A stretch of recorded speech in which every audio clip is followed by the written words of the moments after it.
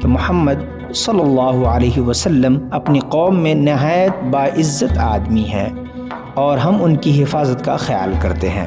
وہ تمہارے یہاں آنا چاہتے ہیں، اگر تم لوگ پوری طرح حفاظت کرنے کا وعدہ کرو تو بہتر ہے، ورنہ صاف جواب دے دو۔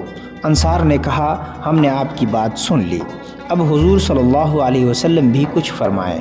آپ نے قرآن کی تلاوت فرما کر انہیں اسلام لانے کا شوق دلایا۔ پھر فرمایا، ہم چاہتے ہیں کہ تم لوگ ہمارے ساتھیوں کو ٹھکانہ دے کر ان کی حفاظت کرو اور رنج و غم، راحت و آرام اور تنگ دستی و مالداری ہر حال میں میری پیروی کرو۔ اس نصیحت کو سن کر انصار نے بخوشی منظور کرتے ہوئے آپ صلی اللہ علیہ وسلم کے ہاتھ پر بیعت کی۔ پھر اسلام کی دعوت و تبلیغ کے لیے ان میں سے 12 افراد کو ذمہ دار بنایا۔